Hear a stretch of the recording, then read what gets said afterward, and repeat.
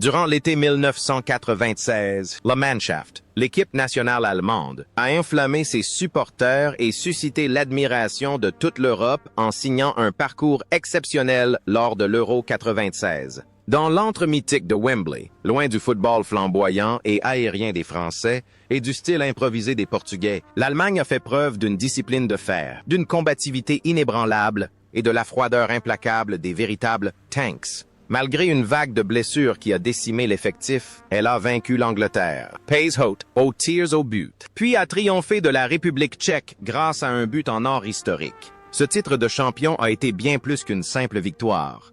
Il a affirmé avec force la place du football allemand après la réunification du pays. Mais derrière l'aura de ce trophée delaunay se cachaient des individus au destin singulier. 30 ans ont passé, le temps s'écoulant comme un fleuve impétueux, laissant des traces de hauts et de bas dans la vie de ces anciens héros. Certains sont devenus les architectes du football mondial. D'autres ont trouvé la sérénité après des problèmes de santé et d'autres encore ont dû affronter les dures réalités de la vie après avoir raccroché les crampons. Replongeons-nous dans le passé et découvrons la vie des 12 figures les plus marquantes de l'équipe d'Allemagne championne d'Europe en 1996. Matthias Sammer, poste, balayeur libéraux. Dans l'équipe d'Allemagne de 1996, Matthias Sammer n'était pas qu'un simple défenseur. Il était le nouveau Kaiser, le digne successeur du numéro 6 de Franz Beckenbauer. À 29 ans, Sammer évoluait au plus haut niveau qu'un défenseur puisse atteindre. Il était le cerveau, le cœur, celui qui dictait le rythme et était toujours prêt à se projeter vers l'avant pour marquer des buts décisifs, comme celui inscrit contre la Croatie en quart de finale. Sa performance brillante, sa chevelure rousse et flamboyante couvrant tous les terrains, lui ont permis de remporter le titre de meilleur joueur du tournoi et, par la suite, le Ballon d'Or 1996, un exploit rare pour un défenseur. Cependant, l'apogée de Sammer coïncida avec le début d'une tragédie. Un an seulement après ses exploits en Angleterre, une grave blessure au genou, consécutive à une infection post-opératoire, le contraignit à une retraite prématurée à l'âge de 31 ans, laissant derrière lui une carrière inachevée et pleine de regrets. Refusant de se laisser abattre, Sammer se tourna vers l'entraînement et mena Dortmund au titre de champion d'Allemagne en 2002. Il devint ensuite directeur sportif de la Fédération allemande de football, DFB, et du Bayern Munich. C'est son esprit aiguisé et son perfectionnisme, parfois même excessif, qui ont permis au Bayern de dominer le football allemand pendant une décennie. La vie personnelle de Sammer fut un autre combat silencieux. Homme discret, discipliné et extrêmement sérieux dans son métier. Il connut un épisode marquant lors de son passage au Bayern Munich. Un léger trouble circulatoire cérébral menaça sa santé, l'obligeant à interrompre sa carrière pour réévaluer ses priorités. Sam a compris alors que le football n'était pas tout. Il s'éloigna des projecteurs, consacrant davantage de temps à sa famille et à sa santé. La sagesse acquise sur le terrain lui permit de savoir quand avancer et quand reculer dans la vie. Aujourd'hui, Matthias Sammer est un conseiller respecté au Borussia Dortmund et un commentateur perspicace à la télévision. Il conserve l'autorité d'un dirigeant, mais avec la sérénité d'un homme qui a frôlé la mort. Jürgen Klinsmann, poste, attaquant/capitaine. Jürgen Klinsmann, le plongeur à la chevelure blonde flamboyante, était le leader spirituel de l'équipe allemande à l'Euro 96. À 32 ans, Klinsmann portait en lui une flamme d'enthousiasme inextinguible. Bien plus qu'un buteur, il était une source d'inspiration, infatigable et toujours présent dans les moments cruciaux. Malgré une blessure et une suspension pour quelques matchs, son retour en finale fut un formidable encouragement. L'image de Klinsmann brandissant le trophée à Wembley, un sourire radieux aux lèvres, devint un symbole de victoire. Après le tournoi, Klinsmann a poursuivi ses aventures en Italie, en Angleterre et aux États-Unis avant de prendre sa retraite. Sa vie s'est ensuite consacrée à révolutionner le football. Il est devenu sélectionneur de l'équipe nationale allemande, insufflant un vent de fraîcheur et un jeu offensif flamboyant lors de la Coupe du Monde 2006, transformant radicalement l'image vieillissante du tank. Il a ensuite entraîné le Bayern Munich, l'équipe nationale américaine et, plus récemment, la Corée du Sud. Qu'il réussisse ou qu'il échoue, Klinsmann a toujours défendu une philosophie de football libérale et moderne. Dans la vie, Jürgen Klinsmann est un véritable citoyen du monde. Il vit en Californie, aux États-Unis, pilote des hélicoptères et mène une vie libre et libérale, bien loin des stéréotypes allemands. Il est également boulanger de métier, perpétuant ainsi la tradition familiale. Son optimisme et son ouverture d'esprit suscitent parfois la controverse, mais son influence est indéniable. Aujourd'hui, après avoir quitté l'équipe de Corée du Sud, Jürgen Klinsmann est retourné aux États-Unis, où il travaille comme commentateur sportif et profite de sa famille, conservant le sourire éclatant de l'attaquant d'antan. Andreas Köpke Post, gardien de but. Andreas Köpke, lors de l'Euro 96, était le grand gardien, une ombre imposante dans les cages. À 34 ans, Köpke atteignit de sa pleine maturité tardivement, mais avec brio. Il était un portier d'une fiabilité absolue, doté de réflexes extraordinaires et d'un calme imperturbable. Son arrêt décisif sur le penalty de Gareth Southgate en demi-finale contre l'Angleterre, d'un regard glacial, est entré dans la légende, qualifiant directement l'Allemagne pour la finale. Cette année-là, Köpke fut élu meilleur gardien du tournoi, une reconnaissance amplement méritée de son talent. Après ces années de gloire, Köpke a continué à jouer pour Marseille avant de retourner à Nuremberg et de prendre sa retraite. Contrairement à l'engouement souvent associé au poste de gardien de but, Köpke a choisi une voie plus discrète. Il est devenu entraîneur des gardiens de l'équipe nationale allemande pendant 17 ans, 2004-2021. C'est lui qui a formé les futures générations de gardiens légendaires comme Jens Lehmann et Manuel Neuer. Le succès de Neuer lors de la Coupe du Monde 2014 porte en grande partie l'empreinte de Köpke. La vie quotidienne d'Andreas Köpke est d'une grande simplicité. Il se tient à l'écart de tout scandale et est un père de famille exemplaire. Il a toujours soutenu son fils Pascal Köpke dans sa carrière de footballeur, sans jamais lui mettre la pression. Son assurance et sa fiabilité sur le terrain reflètent l'homme dans la vie, un entraîneur dévoué et un père attentionné. Aujourd'hui, Andreas Köpke a pris sa retraite de l'équipe nationale allemande et profite d'une vie paisible, participant occasionnellement à des œuvres caritatives et œuvrant comme ambassadeur du club de Nuremberg. Oliver Bierhoff, Post, attaquant. Oliver Bierhoff, lors de l'Euro 96, fut le plus grand super remplaçant de l'histoire du football allemand. À 28 ans, avant la finale, il n'était encore qu'un joueur de complément. Mais une fois entré en jeu, Bierhoff accomplit un miracle. Il égalisa puis inscrivit le premier but en or de l'histoire des grands tournois, sacrant l'Allemagne championne. Doté d'un jeu aérien exceptionnel et d'un sang-froid implacable, Bierhoff changea le cours du match et sa propre carrière en quelques minutes seulement. Après ce moment historique, Bierhoff est devenu une star incontournable de l'AC Milan, remportant le titre de Serie A et terminant meilleur buteur du club.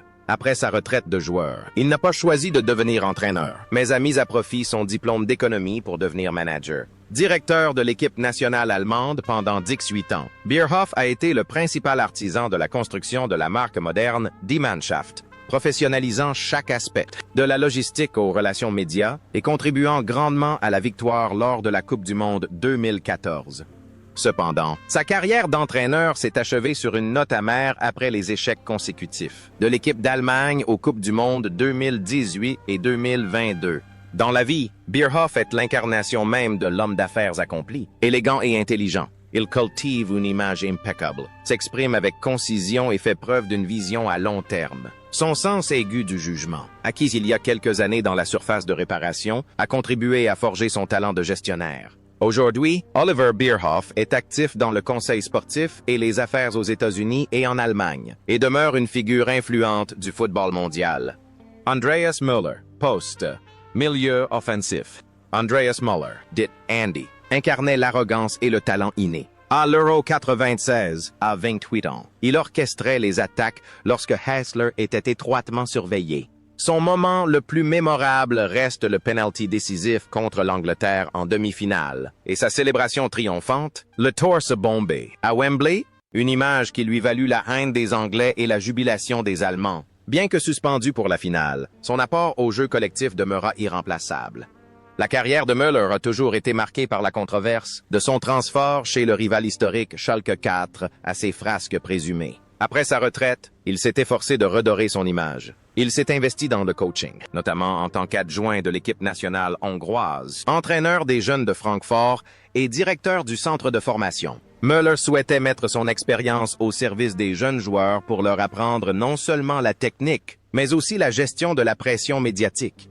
La vie personnelle de Müller s'est ensuite considérablement apaisée, contrastant avec sa jeunesse tumultueuse. Il s'est consacré à sa famille et à sa carrière, se faisant rare dans les médias avec des déclarations fracassantes. L'arrogance d'antan a laissé place à la maturité d'un homme mûr. Aujourd'hui, Andreas Müller est toujours impliqué dans le football allemand, où il occupe un poste de direction technique et joue un rôle essentiel dans la formation des jeunes talents de l'Eintracht Francfort. Thomas Hessler, poste, milieu de terrain. Thomas Hessler, le petit homme surnommé Icke, était le génie de l'équipe allemande, du haut de son 1,66 mètres seulement. À l'Euro 96, Hessler était un géant de la technique. Des dribbles où le ballon semblait coller à ses pieds, des passes qui transperçaient les défenses et une précision chirurgicale sur coup franc étaient des armes redoutables. Dans un tournoi où l'Allemagne jouait de manière pragmatique, Hessler apportait la touche artistique subtile, maintenant le rythme et créant inlassablement. Cependant, la vie après le football a été semée d'embûches pour ce champion du monde et d'Europe. Hessler a connu des difficultés financières. Son mariage a volé en éclats et il a peiné à trouver un poste d'entraîneur de haut niveau. À un moment donné, ses supporters étaient navrés de le voir participer à des émissions de télé-réalité comme Le Roi de la Jungle pour gagner sa vie. Il a accepté d'entraîner des équipes de divisions inférieures, des équipes amateurs à Berlin, même en 6e ou 7e division. Mais c'est dans l'adversité que l'amour pur de Hessler pour le football a brillé. La célébrité ne le dérangeait pas. Il était prêt à fouler des terrains boueux pour former des joueurs amateurs. Il trouvait une joie simple à transmettre son savoir. Les épreuves qu'a traversées Icke dans la vie réelle rendent ce génie encore plus attachant et touchant. Aujourd'hui, Thomas Hessler travaille toujours avec dévouement comme entraîneur d'une petite équipe berlinoise, menant une vie simple mais riche, fidèle à sa passion pour le ballon rond. Jürgen Kohler, poste, défenseur central. Jürgen Kohler, le dieu du football, Fußballgott, dans le cœur des supporters de Dortmund, arriva à l'Euro 96 comme gardien numéro 1. Mais le drame survint dès le premier match. Gravement blessé après seulement 14 minutes de jeu, il doute quitter la compétition. Malgré son indisponibilité, Kohler ne quitta pas l'équipe. Il resta, devenant un adjoint officieux, un leader spirituel qui motivait ses coéquipiers depuis le banc de touche. L'esprit de Kohler fut le ciment qui soutint la solide équipe allemande cette année-là. Après le tournoi, Kohler fit un retour en force et remporta la Ligue des champions 1997 avec Dortmund. Après sa retraite, il tenta sa chance comme entraîneur, mais sans grand succès. Le plus gros problème qu'il rencontra fut un souci cardiovasculaire qui l'obligea à interrompre sa carrière pour se faire soigner. Mais avec le courage d'un défenseur intraitable qui avait jadis muselé Van Basten, Kohler vainquit la maladie. Dans la vie, Kohler est un homme doux et affable, à l'opposé de son image de dur à cuire sur le terrain. Il s'investit activement dans des œuvres caritatives, notamment auprès de fondations venant en aide aux enfants atteints de maladies cardiaques. Il mène une vie simple, attachée à sa famille et aux valeurs traditionnelles. Aujourd'hui, Jürgen Kohler travaille dans la formation des jeunes et apparaît régulièrement comme ambassadeur de marque, demeurant l'une des figures les plus respectées du football allemand. Christian Ziege, poste, arrière gauche/milieu gauche. Christian Ziege, lors de l'Euro 96, était une véritable tornade sur le flanc gauche. À 24 ans, il était complet en attaque comme en défense, et c'est lui qui a ouvert le score contre la République tchèque en phase de groupe. Sa chevelure arquée et son visage anguleux lui conféraient une forte personnalité. Il fut l'un des meilleurs latéraux du tournoi, offrant des solutions offensives efficaces sur les ailes lorsque l'axe était bloqué. La carrière de Ziege l'a ensuite mené dans de grands clubs comme Milan, Liverpool et Tottenham. Cependant, une grave blessure à la cuisse contractée lors d'un match avec Tottenham en 2002 a failli lui coûter la jambe. Ziege a frôlé la mort pour la sauver, mais sa carrière au plus haut niveau s'est ensuite terminée prématurément. Après sa retraite de joueur, il s'est tourné vers l'entraînement. En 2017, la vie de Ziege est à nouveau marquée par un drame. Sa femme bien-aimée, Pia, décède des suites d'une longue maladie. Accablé par la douleur de cette perte, Ziege s'effondre et se retire temporairement du football pour s'occuper de sa famille. La force de caractère de cet ancien joueur, qui avait frôlé l'invalidité, lui permet de devenir un pilier pour ses enfants. Aujourd'hui, Christian Ziege est de retour dans le monde du football en tant qu'entraîneur en Autriche et en Allemagne, fort de la résilience d'un homme qui a traversé tant d'épreuves. Stefan Reuter, poste, arrière droit/milieu droit.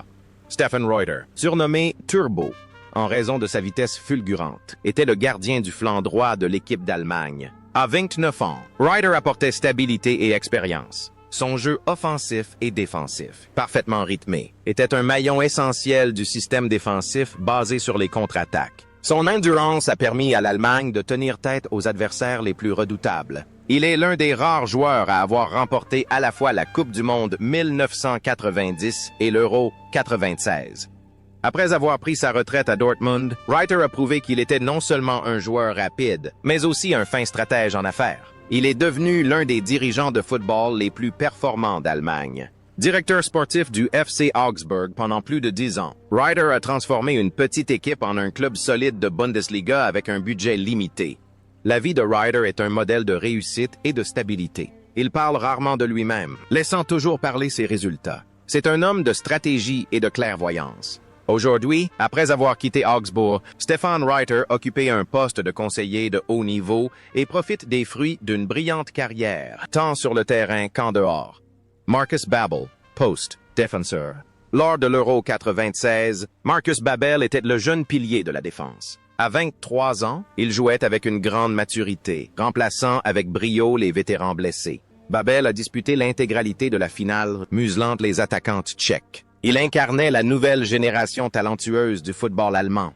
La carrière de Babbel connut ensuite un essor fulgurant à Liverpool, couronné par le triplé historique. Mais le drame survint. Il contracta le syndrome de Guillain-Barré, une maladie rare qui paralyse le système nerveux. De sportif de haut niveau, Babbel se retrouva en fauteuil roulant, incapable de bouger, confronté au risque d'un handicap permanent. Son combat contre cette terrible maladie, son retour sur les terrains et sa victoire en Bundesliga avec Stuttgart témoignent d'une force de volonté extraordinaire.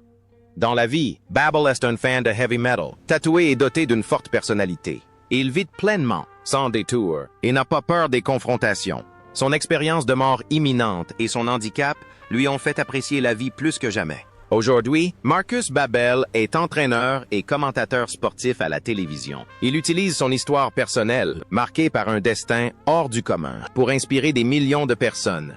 Thomas Helmer, poste, défenseur central/libero.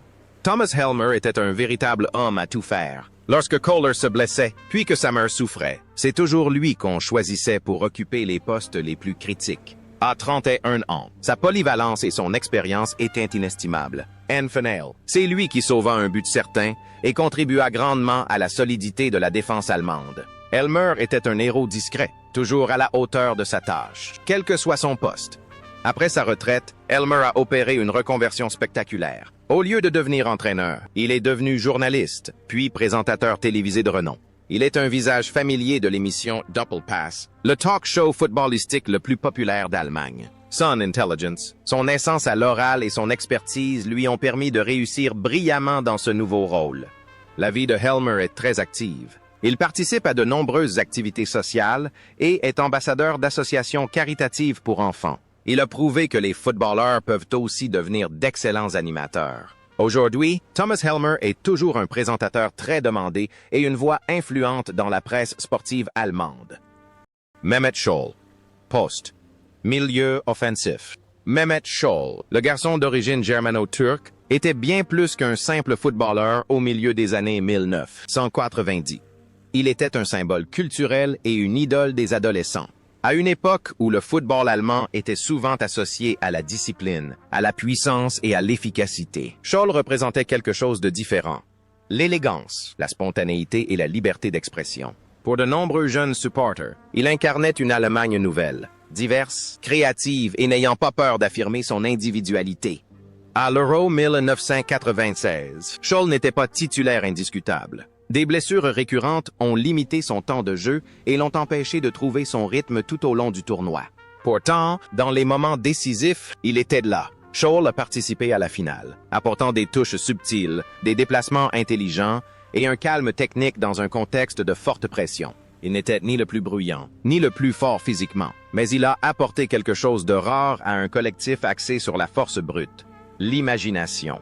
Dans une équipe construite sur la structure et la rigueur tactique, Scholl était l'étincelle d'improvisation, la touche de pinceau délicate sur une toile d'acier. Au-delà du tournoi, la carrière de Scholl au Bayern Munich l'a hissé au rang de légende. Il a remporté 8 titres de Bundesliga, de nombreuses coupes nationales et la Ligue des champions de l'UEFA, devenant ainsi l'un des milieux de terrain les plus doués techniquement de l'histoire du club. Cependant, sa carrière a également été marquée par sa fragilité. Des blessures à répétition lui ont valu le surnom ironique de patient anglais, son corps peinant souvent à suivre le rythme de son talent. Malgré tout, lorsqu'il était en pleine forme, Scholl jouait avec un rythme naturel que peu de joueurs allemands pouvaient égaler. En dehors des terrains, Mehmet Scholl a toujours été un rebelle attachant. Il rejetait ouvertement les clichés du football, s'est passionné pour le rock indépendant et a même fondé son propre label. En tant que consultant sportif à la télévision, il s'est fait connaître pour ses opinions d'une franchise brutale, parfois choquante, allant jusqu'à qualifier une génération de jeunes joueurs de « enfants gâtés ». Il n'a jamais recherché l'approbation et n'a jamais adapté sa personnalité aux attentes. Scholl a finalement refusé de nombreuses offres d'entraîneurs prestigieuses, privilégiant sa liberté personnelle à l'ambition professionnelle. Il a choisi une vie sans contrainte, suivant plutôt son instinct artistique. Aujourd'hui, Mehmet Scholl vit loin des projecteurs, se consacrant discrètement à ses passions créatives. Pourtant, dans la mémoire collective du football allemand, il reste inoubliable, le plus attachant des mauvais garçons. Un rappel que l'art peut s'exprimer même dans les cultures footballistiques les plus rigides.